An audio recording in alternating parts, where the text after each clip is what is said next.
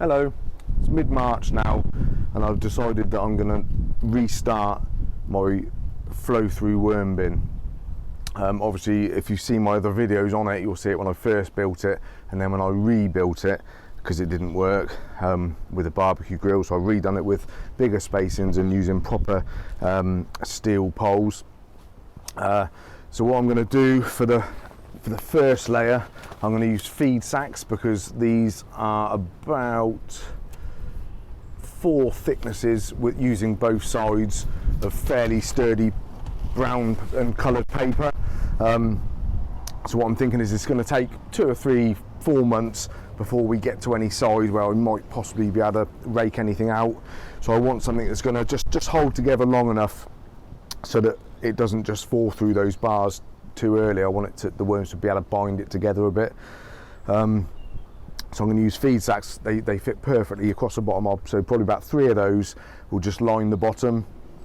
Then I'm going to put in a mixture of shredded newspaper and leaves. What I've done is I've just been doing some shredding of my newspapers and cardboard, and I just ran a couple of big trucks full of leaves and newspaper at the same time, and so they all shredded and mixed together. So I'm going to put probably about 4, 5, 6 inches of that in the bottom. Then I've got 2 trays of my winter breeding worms. Now what I've done through the winter, I've carried on with just 1 tray of breeding worms, only 300 worms now. I think I've learned that maybe next year I could probably put a lot more worms. I reckon I could double it, maybe even triple it, and get a higher production when I do it next winter. But what I've done is I've put combined trays, so I've got 2 trays worth of worms that are all of my first lot of breeding from the winter, but I've also put right up to last month in there, so there's a combination of slightly bigger worms and tiny little worms, and also cocoons that haven't actually hatched yet. So I'm not going to sieve it, I'm just going to literally put all the substrate, everything, the worms, the cocoons and all the bedding and everything that they're in on top of that, and then I'll cap it off with another couple of inches of newspaper and leaves sort of combined, and then I won't feed it for a few weeks. I'll let them settle in. There'll be plenty enough food in the leaves and everything, and I'll just let them settle in before I actually start feeding it up. So I'm going to crack on. I'll bring you in so you can see what I'm doing, and we'll get on and get it started again. Right, so I think 3 feed sacks should do it. I'm just going to push them in and make sure they're just up the side a little bit. Ooh, 2 might even just do it. Let's have a look. No, I might have to just go across the middle a bit.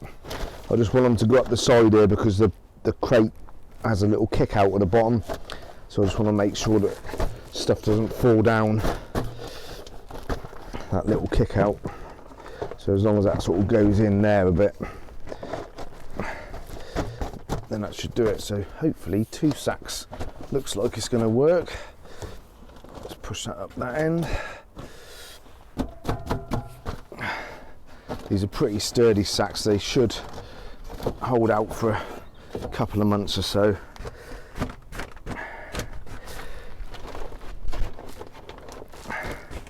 I just don't want these to deteriorate too quickly and find that stuff starts falling through the holes when it hasn't bound up.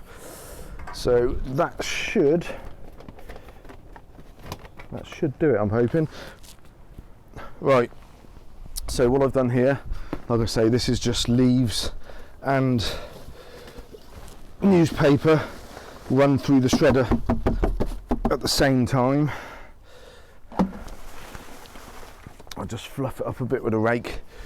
That's the trouble, I'm not quite tall enough to be able to reach perfectly into the bottom here, being only a little guy. I will obviously dampen these down. So what I'll do is I'll grab some water now and I'll give that a dampen down between each trug. So I'll just give this a bit of a water.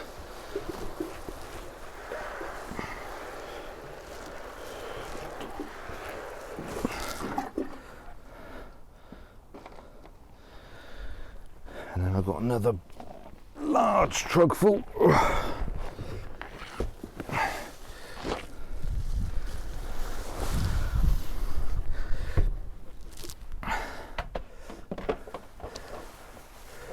So that might actually be a little bit too much. What I'll do is I'll take some back out to go on top.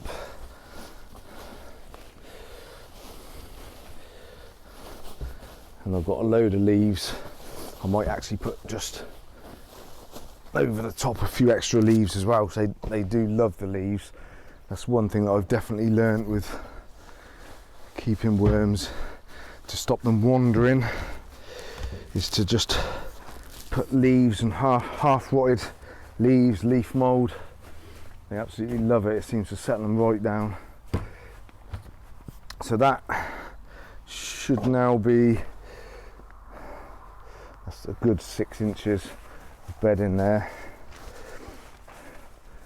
I just want to give them a nice amount to get into. I don't want them wanting to wander, so hopefully they'll really like this. I'm going to get the trays now, and I'll just scoot them out over the top, and they can start to settle in.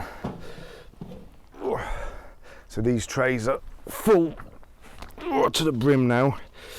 Like I say, that's a good couple of months worth in each tray. I'll have a gentle rake through just to show you, but there's a lot of little ones in there, so I don't want to disturb them too much. They have gone down a bit since I bought them in the van. They've gone down a lot. They were all at the top when I first came down. So look. Actually, this could be the younger one. Yeah, this is a tray with mostly eggs in the last couple of months. Mostly cocoons in this one actually. This other tray that there's a few more bigger worms. But like I said, I'm just putting all this bedding in. There's a few little worms in there, but this one is mostly cocoons. So I'm just going to shake this out over the top.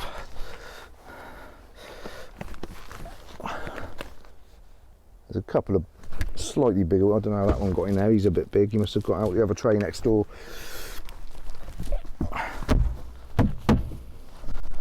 A few little worms stuck around the edges. Come on, fella. They do like to go around the edges, it seems, of these trays.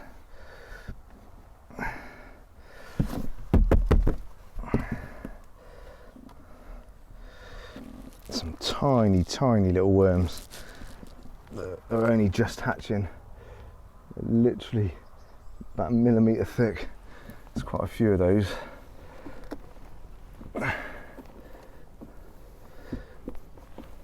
Just scrape all the little worms. There's a lot of little worms just clinging to the sides.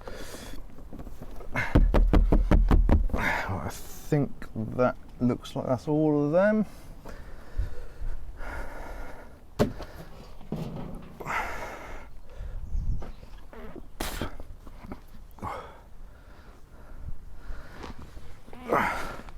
So this tray should have a few more.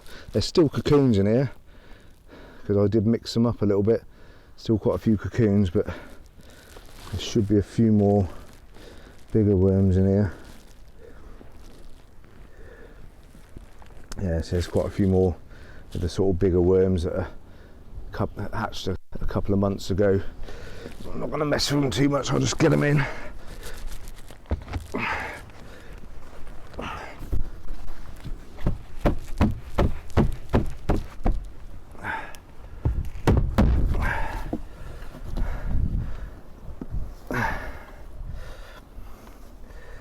Quite a few worms you can see on there, and this is the older tray, which is a combination of 2.5 months even of breeding from just 300 worms. But I reckon in these trays I could probably put up to 1,000. I've watched a lot more videos since, and people seem to have them quite high density in these trays. Like I say, I'm still just learning, so you know, next year I'll try it at a much higher density and see what happens.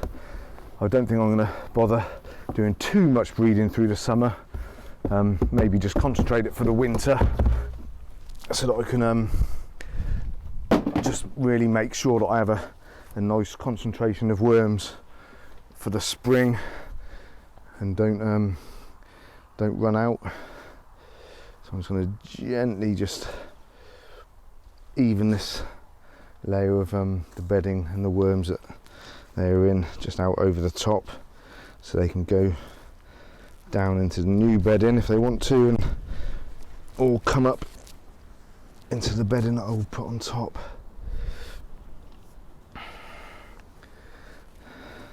So I mean, that, like I say, I have not sieving it. I don't know how many worms are in there, but there's still a lot of cocoons to hatch, and there's a hell of a lot of little baby worms. So I'll just hope getting it started this early, that's going to give me a real head start.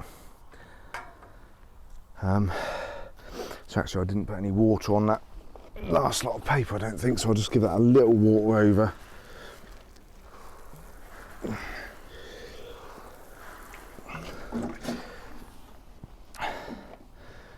So that's the worms all in. Now what I'll do is I'll put another layer of the leaves and the paper over the top, so as long as this does a couple of inches, I may not have to put any other leaves on. I think it will actually. I wasn't sure if I'd done enough, but I think that's fine. So what I'm doing this year, I'm actually planting a lot extra leafy greens, sort of chard spinach, that sort of veg. I'm going to do extra beds for a couple of reasons. Firstly, because the chickens love it, and with the price of layers pellets, I want to try and feed my chickens my own stuff as much as I can. So I'm growing a few various crops for the chickens, but also purely as worm food. So I'm going to set myself up a little bench just to the side where I can chop up and store and age for a couple of days the sort of green foods before I put it on, let them wilt a bit, and mix them and try and do it a bit better and a bit properly this year. But anyway, that's all ready to go, so just got to kind of leave them to it now.